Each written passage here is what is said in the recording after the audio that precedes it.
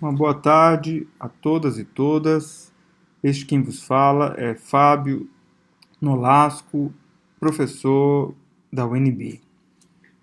Eu vou aqui dar início à leitura do texto que eu elaborei para participação neste nosso Congresso da Sociedade Hegel Brasileira.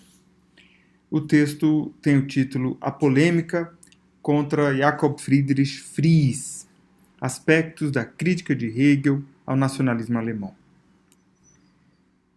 Eu vou, antes de entrar no tema, fazer uma breve introdução. Minha contribuição tem sobretudo o propósito de celebrar a publicação da obra filosófica a qual o professor Marcus Lutz Müller se dedicou com notável rigor, método e cuidado por cerca de 4 décadas, a tradução anotada das linhas fundamentais da filosofia do direito de Hegel. Tal ocasião contempla, porém, um presente e uma ausência, simultaneamente alegria e saudade, pois celebra-se tanto o trabalho consumado quanto a memória de quem o realizou. Marcos faleceu no dia 15 de setembro de 2020, poucas semanas depois de enviar ao editor a versão final de sua apresentação à tradução, a última peça que faltava ao longo e complexo projeto, dialeticamente seu começo e conclusão. Quis o destino que o ponto final e o último suspiro viessem quase de mãos dadas. E em se tratando da efeméride do bicentenário da publicação original das linhas fundamentais da filosofia do direito, então esta nossa celebração particular ganha muito em relevo, pois a consumação do grande projeto do professor Marcus Müller demarca, reflete, traduz, elucida toda uma importante fase da discussão internacional sobre Hegel. Com a filosofia de Hegel em geral, mas especialmente com as linhas fundamentais da filosofia do direito, parece ter ocorrido algo análogo ao que se passou com a recepção filosófica do pensamento de Aristóteles. Nos primeiros 2 séculos depois do falecimento do Stagirita, a influência do grande mestre de Alexandre se disseminou através dos diálogos e demais obras de caráter esotérico que havia publicado em vida, esotérico com X, Apenas depois que Andrônico de Rhodes editara o Corpus Aristotelicum é que se teve maior e mais fácil acesso às obras esotéricas com S, propriamente os manuais ou transcrições dos cursos sobre temas teóricos e científicos de maior envergadura, como, por exemplo, os textos que conhecemos pelo nome de Física e Metafísica, dentre vários outros, ao passo que os diálogos e obras populares de Aristóteles foram esquecidas, consequentemente perdidas, sem quase deixar rastros na história. Ora, no caso da filosofia de Hegel, e em especial no que concerne às linhas fundamentais da filosofia do direito, o primeiro século de sua recepção foi também marcado, com raríssimas exceções, pela imagem difundida por Rudolf Heim de um Hegel conservador, apologeta da monarquia prussiana.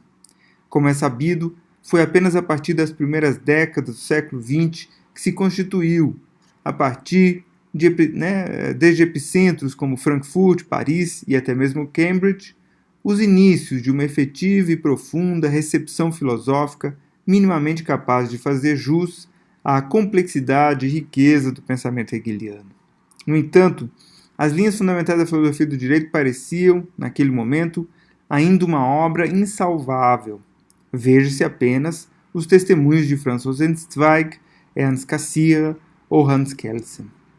E elas tiveram de aguardar até as décadas de 1970 e 1980, quando se começou a publicar as transcrições dos cursos de Hegel sobre a filosofia do direito. Do contato com essas fontes redescobertas do pensamento hegeliano, decorreu uma riquíssima discussão responsável por repavimentar o acesso interpretativo ao texto das linhas fundamentais, bem como aos demais textos-chave da filosofia hegeliana. Esse recomeço da pesquisa Hegel atingiu ampla escala, desdobrando-se no projeto Hercúleo, capitaneado por Walter Jeschke, da edição filológico-crítica das obras completas de Hegel, e das transcrições orais de todos os cursos que Hegel ministrou em Heidelberg e Berlim, bem como registros dos cursos do período do ginásio público em Nuremberg e em Iena. Sendo assim, o contato com as fontes vivas da prática docente de Hegel permitiu, de maneira análoga ao ocorrido com Aristóteles, uma radical alteração na maneira como se lia e interpretava os textos fundamentais de sua filosofia.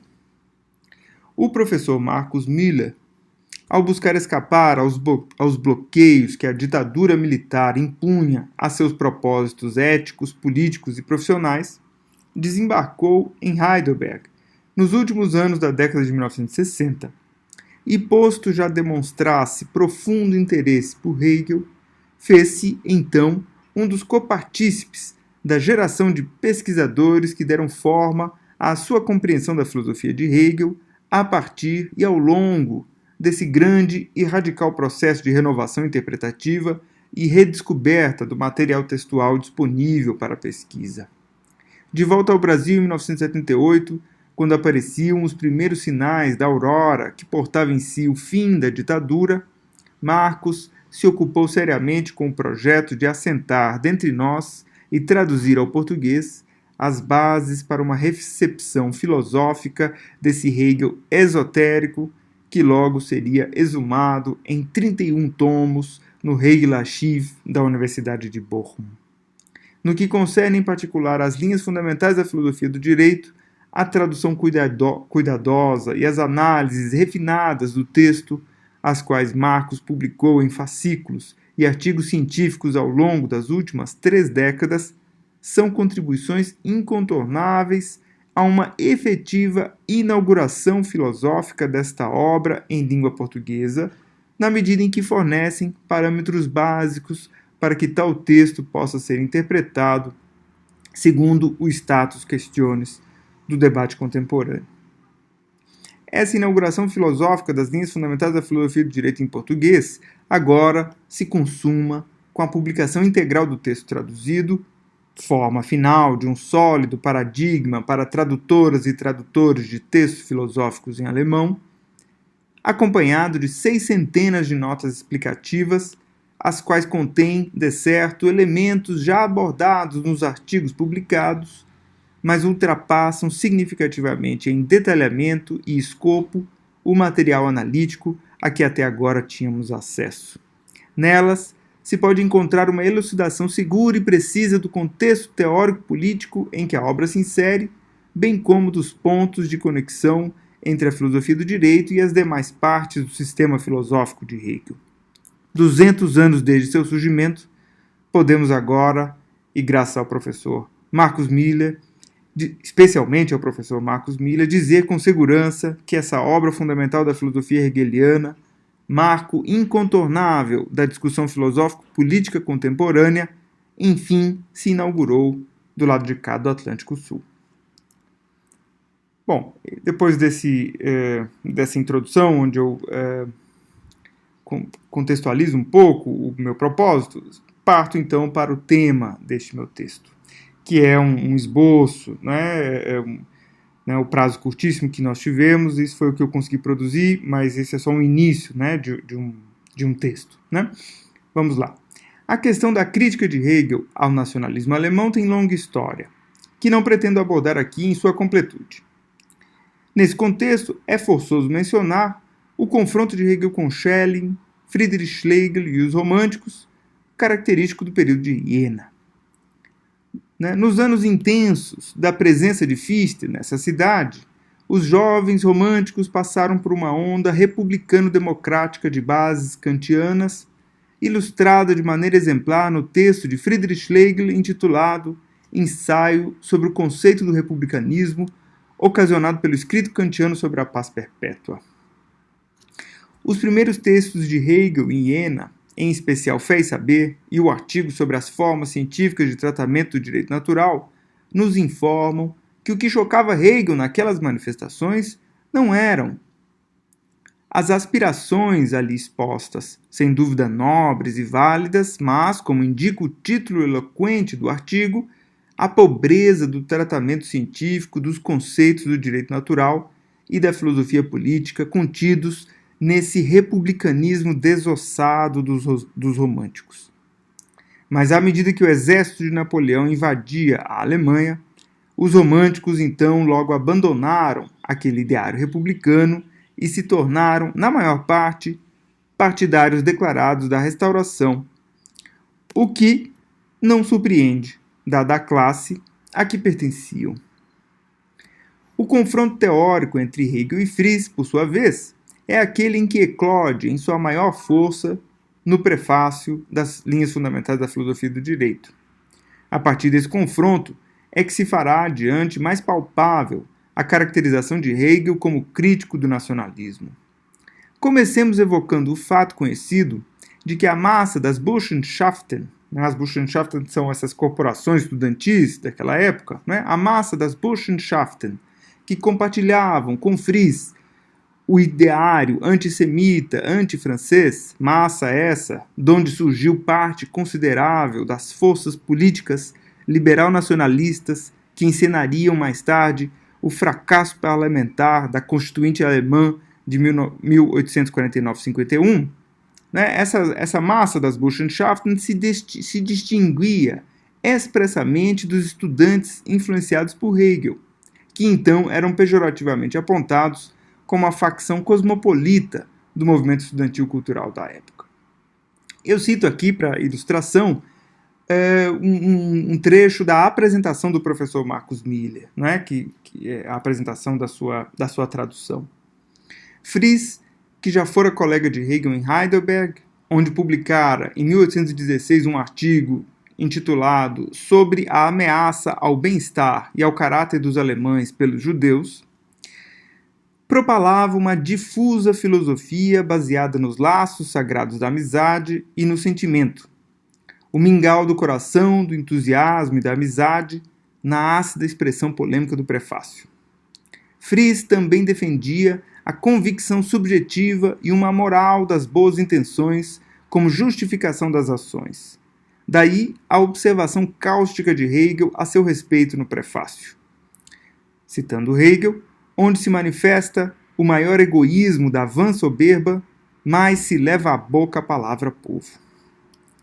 A fração das corporações estudantis que se contrapunha aos frisianos, reunida em torno dos discípulos de Hegel e admiradores dos seus cursos sobre a filosofia do direito, era pejorativamente nomeada por aqueles de cosmopolita, pois ela defendia, por exemplo, o direito de todos os estudantes matriculados na universidade a se inscreverem como membros de uma corporação, ao passo que os adeptos de Fries excluíam os estrangeiros e os judeus. E o Marcos nos informa que essas informações foram retiradas da última biografia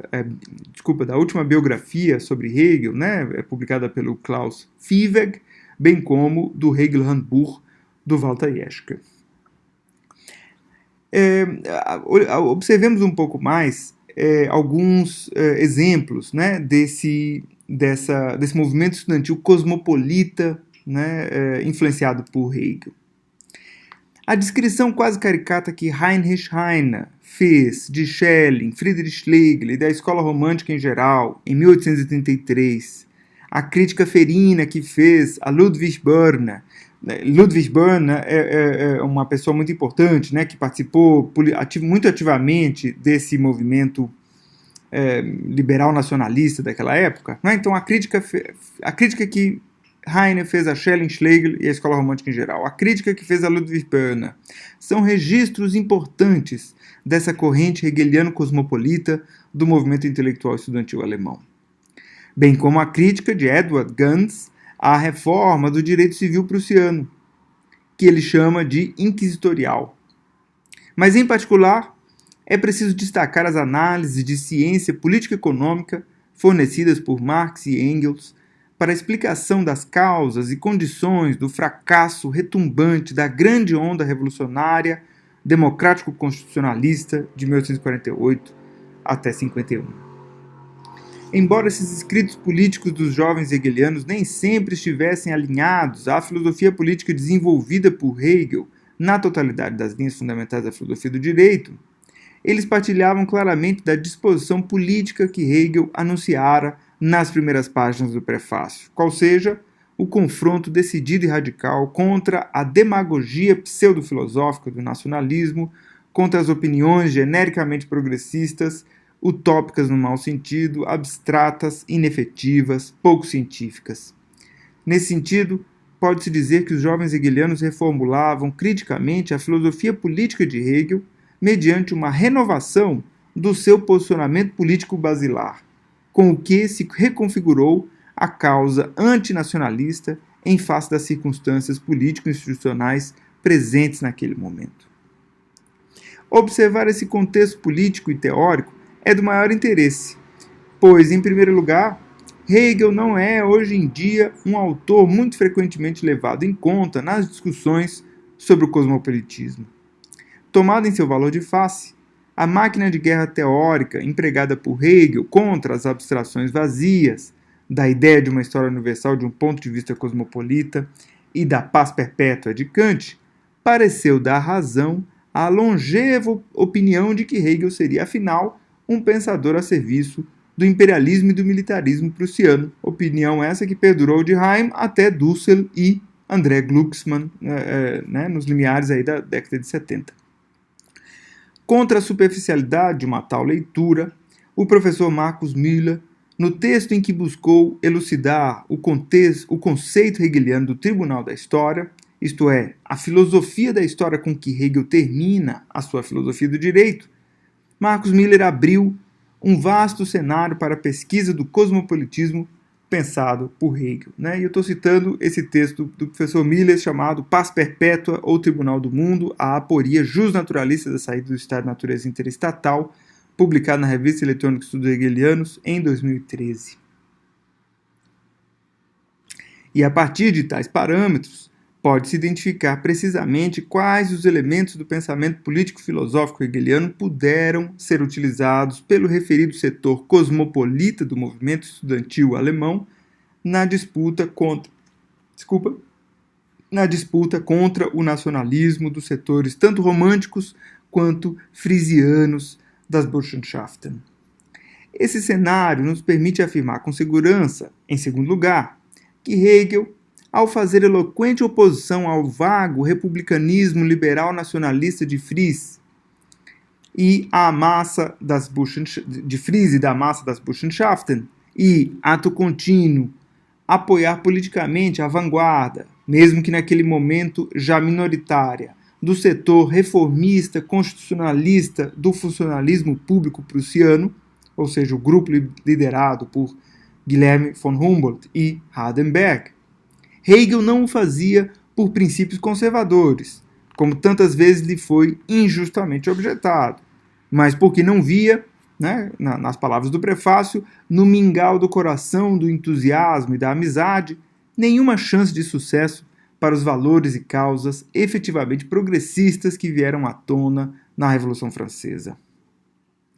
Se, naquelas circunstâncias, participar do movimento democrático republicano implicava em comungar com o nacionalismo, o antissemitismo e o utopismo vazio, a Hegel não terá sido nenhum grande problema de consciência aliar-se à vanguarda do reformismo prussiano encarregada da inauguração e institucionalização do célebre projeto formador modernizador da Universidade de Berlim. 3 décadas depois, porém, estando a ala constitucionalista completamente derrotada dentro do governo prussiano, a monarquia constitucional já não era, portanto, definitivamente uma alternativa progressista, e por isso aos jovens hegelianos a causa da democracia real surgiu como o único e necessário caminho a ser percorrido. Nesse sentido, não julgo exagerado dizer que o 18 Brumário de Luiz Bonaparte de Karl Marx realiza, aplica e reformula os ensinamentos filosófico-políticos das linhas fundamentais da filosofia do direito em face das circunstâncias históricas mais recentes. As duas obras, assim, lidas em sua codependência e complementaridade, podem fornecer bases historiográficas sólidas para a análise de como as democracias são abortadas ou desnaturadas em seus começos, seja pelas mãos sujas de sangue do partido da ordem da vez, seja pelas palavras sem espessura dos demagogos da hora. Vejamos um pouco mais em detalhe o debate de Hegel com Fries. No prefácio, como ato político, e no desdobramento das linhas fundamentais da filosofia do direito, como filosofia política, e essa distinção eu retirei da introdução do professor Kevegan, introdução essa que faz parte da tradução anotada que o professor Marcos Miller fez da filosofia do direito, né? Muito bem, então no prefácio como ato político e no desdobramento das linhas fundamentais da filosofia do direito como filosofia política, Hegel combate cerradamente dois compêndios frisianos. O compêndio de filosofia prática ou doutrina dos fins, doutrina filosófica dos fins, eu esqueci essa parte, Zwecklehre, e o compêndio de antropologia física ou teoria da vida espiritual. Um publicado em 1818, outro publicado em 1820. E é interessante, né, porque ambos os textos são chamados de compêndios, né, ao passo que o Hegel, no seu prefácio, faz questão de caracterizar as suas linhas fundamentais como manual, né, e ele explica né, essa caracterização, e quando a gente percebe que, né, o Fries acabou de publicar esses dois compêndios, então aquela explicação se torna cada vez mais nítida e clara, né?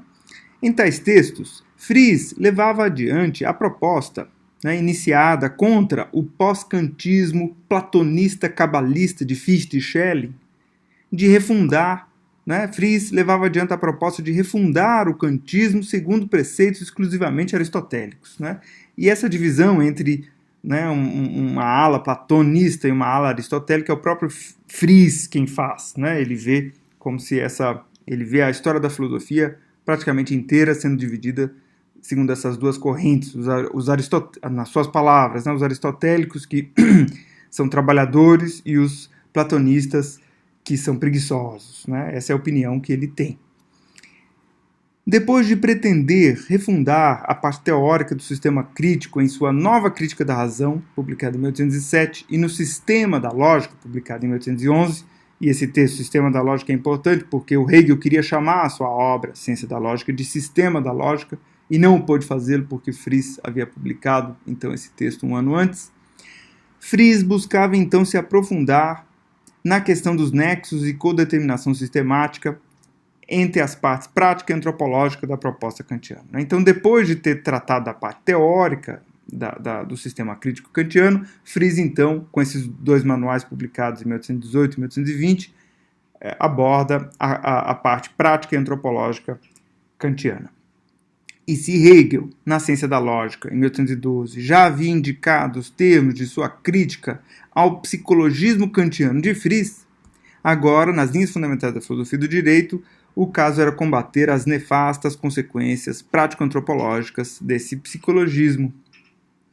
E o principal a combater era, sobretudo, a teoria kantiano-friesiana das... Né, eu cito isso do texto frisiano sobre antropologia física, né, as etapas principais da formação espiritual nos humanos. Quais sejam? A primeira etapa é o estado da crueza e da selvageria em que os humanos estão abandonados aos estímulos sensíveis da vida.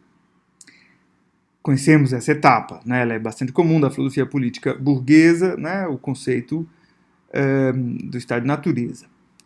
Segunda etapa, a condição do império do costume, né, o estado do império do costume e da tradição, estágio de uma figura morta, de uma formação endurecida, em que o espírito está abandonado a um nível inferior do curso dos pensamentos. E em terceiro lugar temos o império do entendimento, o momento da autodominação, Selbstbeherrschung. Para Fries, não haveria de fato nenhum povo em estado de natureza absoluto sobre a terra.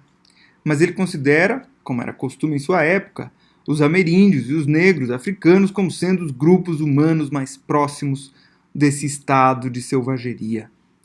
Já os povos árabes, hindus e chineses, ele considera como ocupando o segundo estágio.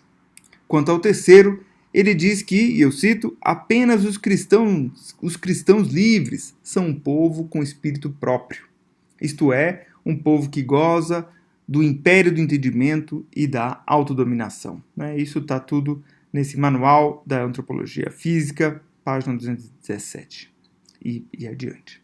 Essa autodominação atingida exclusivamente, segundo Fries, pelo espírito europeu, né, Fries a relaciona diretamente e sem nenhum problema de consciência às dominações coloniais, explicando que o mesmo ocorreu no apogeu da cultura grega, que se expandiu vigorosamente justamente à medida de suas conquistas militares. Fries, no final desse seu manual, e citando, né, um intelectual muito célebre naquela época, Schulze, também muito próximo do nacionalismo, Fries acredita que o desenvolvimento espiritual de um povo está acoplado às vitórias militares e à expansão colonial. Os produtos refinados da alta cultura francesa a meados do século XVIII não foram, segundo Schulze, né, Fries citando Schulze, não foram fruto dos presentes com os quais Luís XIV promovia artistas e intelectuais, ou fruto do brilho de sua corte, mas efeito do elevado ufanismo, né, erhöhten Selbstgefühls, que coube à nação francesa em virtude de seus feitos anteriores em guerras internas e externas. As vitórias que Frederico II conquistou na Alemanha, né, para a Prússia, na verdade, ocasionaram afinal que o espírito dos alemães se redespertasse depois de um longo sono e começasse então a se expressar de maneira poderosa nas questões de particularidade nacional. Para Fries, portanto, o sentimento de si de uma nação, esse Selbstgefühl, né, esse ufanismo nacional, se eleva com as conquistas coloniais, ou seja, o autodomínio, Selbstbeherrschung, pressupõe o domínio de um outro. E o império do entendimento pressupõe a subjugação completa da natureza. Ora, conhecemos muito bem esses argumentos. Hegel os criticou com a maior dureza na Dialética do Senhor e do Escravo, coração do capítulo da autoconsciência da filologia do espírito. A verdadeira formação espiritual, para Hegel, não se dá na dominação do outro, modus operandi da consciência senhoril, mas na libertação ante essa dominação, que é o pathos particular da consciência servil, cujo progresso, portanto, não é a lógica do domínio de si ou domínio de outro, mas é a lógica da formação efetiva do reconhecimento libertador acerca da codependência e codeterminação dessas duas consciências. E a formação desse reconhecimento é libertadora, pois ela tem a potência de suspender ambas essas consciências em conflito, né, suspendê-las de suas disposições iniciais. Já nas linhas fundamentais da filosofia do direito, será o caso para Hegel, né, também contra essa análise friesiana, será o caso de desvendar em maior detalhe os mecanismos dissimuladores do direito abstrato, da moralidade e da ideologia liberal nacionalista, que dá sustento ao expansionismo colonial das nações europeias, isto é, ao progresso infinito, à má infinitude da sociedade civil e sua desproporcional geração de riqueza e pobreza. Então, quando a gente observa essa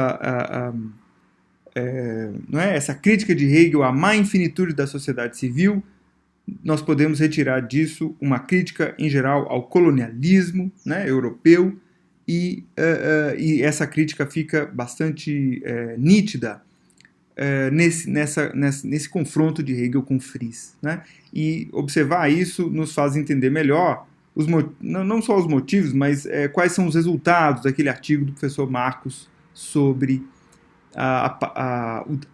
o tribunal da história, né? Ou seja, esse conceito hegeliano de cosmopolitismo. Bom, o tempo já está avançado. Aproximemo-nos de uma conclusão. Adentrar nos detalhes desse debate, nos informa também, né, nos dá elementos também para observarmos os termos em que, nas primeiras décadas do século XX, depois de meio século de imperialismo e colonialismo intensificado ao redor do mundo, desde a vitória dos partidos da ordem francês e austríaco em 1851, alemão, francês e austríaco em 1851, né?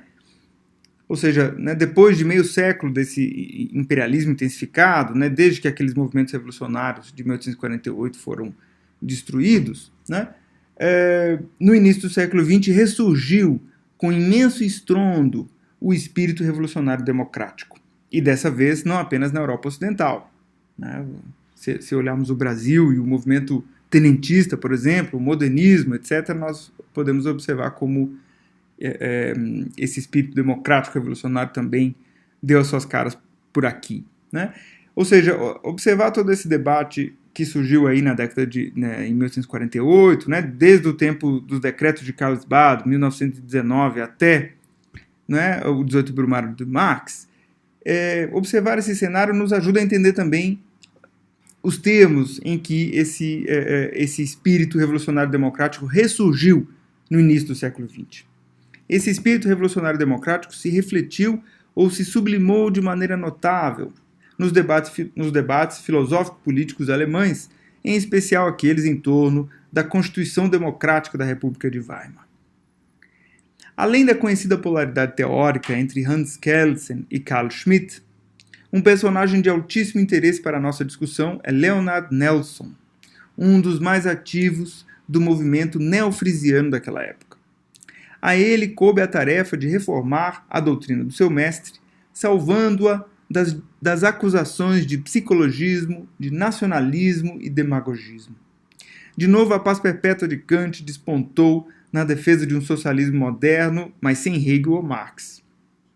O texto de Nelson, chamado Demokratie oder Führerschaft, né, democracia ou soberania, uma tradução possível para esse Führerschaft, poderia ser também princípio do comando, né?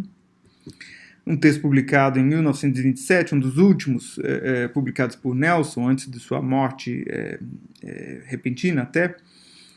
Esse texto é de suma importância. Nelson parece buscar aplicar na crítica à ideologia democrática dos partidos de esquerda da época, né, especialmente o SPD e o KPD, né, o Partido da Social Democracia e o Partido Comunista. Nelson parece aplicar na crítica, né, a ideologia democrática desses partidos, ele parece aplicar algo do princípio de realidade que Hegel e Marx evocaram contra os demagogos de sua época. Nelson parece, assim, estar corrigindo a ingenuidade da doutrina política frisiana a partir dos parâmetros inaugurados pelos seus mais duros críticos. No entanto, sua crítica da democracia não tem nada a ver com as críticas de Hegel e Marx à falsa democracia. Ela está muito mais próxima da teoria da soberania de Carl Schmitt. Vejamos aqui um trecho desse texto do Nelson, esse neofrisiano, né, a página 15 desse seu texto Democracia ou da Führerschaft. Uma organização autêntica não pode, portanto, de maneira alguma, ser construída de maneira democrática. E aqueles dois exemplos que ele citou anteriormente no texto, quais sejam a Igreja Católica e as organizações militares dos grandes estados modernos, exemplos estes que Nelson chama de modelares, vorbildlich, por seu sucesso Erfolg, né? Esses exemplos são, de fato, o exato oposto de uma organização democrática. Nessas organizações, impera a vontade daquele que tem a melhor visada no objetivo perseguido e que tem à disposição, com a maior amplitude, os meios para a sua execução. Em suma, é o princípio da soberania, né, o princípio da Führerschaft, aquele segundo o qual essas organizações trabalham. E vejam só, né, especialmente no caso das organizações militares dos grandes estados modernos, né, certamente Nelson aqui tem em mente o Estado, né, o Segundo Reich, liderado por Bismarck, e outros grandes estados, o Estado inglês, né, o British Empire, né, por exemplo, e para Nelson, essas organizações militares dos grandes estados modernos são um caso de sucesso, né? São casos modelares pelo seu sucesso, ou seja, o fato dessas organizações militares terem engendrado, intensificado o colonialismo ao redor do mundo e terem, né, consequentemente, causado a Primeira Guerra Mundial, isso para Nelson não é nenhum problema. É preciso, para Nelson, abrir caminho institucional, né, nos termos de Nelson, para que o líder por vocação, der berufene Führer, possa, em virtude das suas próprias qualidades pessoais, estou citando, né? Em virtude das suas próprias qualidades pessoais, sobretudo as do seu caráter, isto é, a força e a pureza de sua vontade, né? É preciso abrir caminho para que esse líder por vocação possa, né, em virtude das suas qualidades, dar estabilidade à organização, seja a organização do partido, né, que Nelson chama de partido da razão, seja a organização do Estado, que Nelson gosta de chamar de, né, usando esse oxímoro, liberal socialista. Segundo Nelson, a palavra mágica democracia basta para instaurar uma ponte sobre o abismo. Nelson, não é, como um bom aristotélico frisiano, não pode aceitar tais termos sem nenhuma referencialidade empírica possível. No entanto, trocar a vacuidade da ideia da democracia pela vacuidade da ideia do caráter puro e imaculado do líder por vocação, isso lhe parece oferecer maiores esperanças? Eu me pergunto. O caso nos parece ser o da substituição de uma vacuidade por outra, mas outra muito mais nefasta. De fato, o neofrisianismo de Nelson não é nacionalista, e seus seguidores se notabilizaram no calor da hora pelo apelo urgente à proposta de uma frente antifascista, Antifascistische Front, de uma frente unitária dos trabalhadores, Einheitliche Arbeiterfront, e de uma política econômica socialista, porém não planificada. Isso tudo está num jornal publicado em 1932, pelos seguidores desse Nelson. Esse último ponto evidencia a intenção de inclusão na causa socialista antifascista de setores liberais de centro e centro-direita. Mas, no geral, o que chama mais a atenção é essa repulsa connatural às fontes do pensamento liberal ao princípio democrático do sufrágio universal. Isso eu faço uma referência ao texto do Losurdo, Democracia ou Bonapartismo, Triunfo e Decadência do Sufrágio Universal. O conceito kelseniano da democracia formal, sublimação parlamentar das contradições sociais, já não servia mais nem aos propósitos do liberalismo moderno em vias de se reconstituir com Nelson e Franz Oppenheimer, tampouco às demandas pela democracia real advindas dos setores mais avançados do marxismo da época. Justificava-se, assim, a crítica da formalidade vazia do conceito da essência da democracia de Hans Kelsen. As linhas fundamentais da filosofia do direito e o 18 Brumário, em conjunto, ofereciam um padrão de medida para essa crítica, desse conceito formal de democracia do Kelsen. Mas Schmitt e Nelson eram muito mais influenciados por de Maistre, e assim rejeitaram veementemente tanto o modelo da democracia formal de Kelsen quanto o de democracia real de Marx. Na tábula rasa, resultante dessa negação absoluta e indeterminada, traçaram uma teoria da soberania enquanto princípio vertical de comando, calcado em última instância no mito do caráter de mármore e da vontade pura do líder por vocação. Vontade essa guiada, no melhor dos casos, pelo imperativo categórico e pela paz perpétua de Kant, mas, no pior dos casos, pela ideologia do arianismo. Na indeterminidade voluntarista em que operam Nelson e Schmitt, a passagem de um modelo de orientação pela acreditação pura a outro, pela ideologia do arianismo, se dá, infelizmente, num passo de mágica. Ou seja, a crítica que Hegel estava fazendo a Fries ainda se mantém, Ainda estamos falando do mingau do coração e do entusiasmo e todas essas coisas. Enfim, para concluir, para evitar tais becos sem saída da história e imunizar-se contra o autoritarismo de cúpulas político-partidárias que se blindam contra a própria representação política, para se vislumbrar os termos de uma crítica social progressista e efetivamente cosmopolita das abstrações de Kelsen e da República de Weimar, oferecem-nos um quadro de altíssimo valor a teoria hegeliana da mediação ético-institucional da soberania, analisada em conjunto com a teoria marxiana da democracia real. E sobre essa teoria hegeliana da mediação ético-institucional da soberania, eu indico esse artigo do professor Marcos, que se chama Estado e Soberania, o idealismo da soberania. Mas essa análise em conjunto, né, das linhas fundamentais da filosofia do direito e do 18 Brumário de Marx, tornou-se de fato possível apenas recentemente. Entre nós, sua inauguração se deveu especialmente ao trabalho lento, metódico e cuidadoso do nosso saudoso professor Marcos Lutz Miller. Eu agradeço a atenção de todos vocês que estão ouvindo